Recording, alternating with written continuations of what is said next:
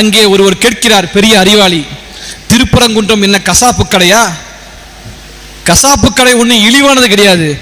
அது கசாப்பு கடை தான். எப்படி நான் சொல்லட்டுமா? முருகன் யாரு? நீங்க சொல்லக்கூடிய இழிவான ஆபாச கதைகள் இருந்து உருவானவன் அல்ல. குறிஞ்சி நிலத்தின் மைந்தன், வேடர் குல தலைவன். அவன் என்ன இந்த கீரையை சமைச்சா சாப்பிட்டுருப்பான்? என்ன சாப்பிட்டுப்பான்? ஆடு போயிருக்கும், கோழி போயிருக்கும், சேவல் போயிருக்கும், பன்னி போயிருக்கும். இதை தாண்டா அன்னைக்கு இருந்தவன் அடிச்சு சாப்பிட்டா. இன்னைக்கு நம்ம புதுசா நம்ம கிட்ட இந்த கம்பி கட்ட கதையெல்லாம் நம்ம கிட்ட கட்டிட்டு இருக்கிறாங்க. முருகன் முருகன் அவங்க அப்பா சிவனே பன்றி சாப்பிட்ட கதையெல்லாம் நமக்கு தெரியும். நான் வரலாற்றை பற்றி பேசுகிறேன், பொய்யை பேசவில்லை. கண்ணப்ப நாயனார் கதையை எடுத்து படியுங்கள். கண்ணப்ப நாயனார் சிவனுக்கு என்ன படைத்து போட்டார்?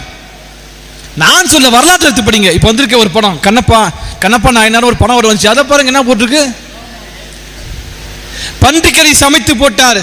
இந்த தமிழ்நாட்டை சேர்ந்த ஒருவர், அவர் சிவபக்தர், அவருக்கு வகுப்படுத்தார் சிவன். என்ன வகுப்படுத்தாரு?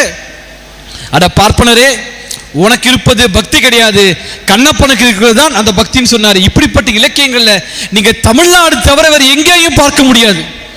63 நாயன்மார்கள்ல ஒருத்தன் கூட பாப்பார பய கிடையாது. இதெல்லாம் என்ன தெரிஞ்சுக்கிறோம்? இந்த பக்தி இயக்கங்கள் அனைத்துமே மோஸ்ட்லி பார்ப்பன எதிர்ப்பு மரபை கொண்டிருக்கின்றன. இங்க நமக்கு என்ன சொல்றாங்கன்னா, புதுசா கதை வர்றான். இது சைவ மலை, இது வைணவ மலை.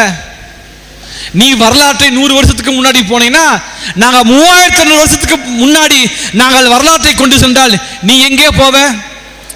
லஜபதி ராய் சொன்ன மாதிரி நாங்க அந்த அளவுக்கு போக விரும்பல. உங்களை எல்லாம் மீண்டும் அடித்துரத்தி இதோ ஈரானுக்கு போங்கன்னு சொன்னா நீங்க எங்க போவீங்க? அது அவசியம் இல்லை. அது ஒரு முட்டாள்தனம், அது ஜனநாயக மறுப்பு. நீங்களும் மனிதர்களாக மாறுங்கள் தான் நாங்க சொல்றோம். நீங்களும் மனுஷனாக மாற முயற்சி பண்ணுங்க. நீங்க எப்போ மனுஷங்களாக மாறுவீங்கன்னு நான் கேட்கிறோம்.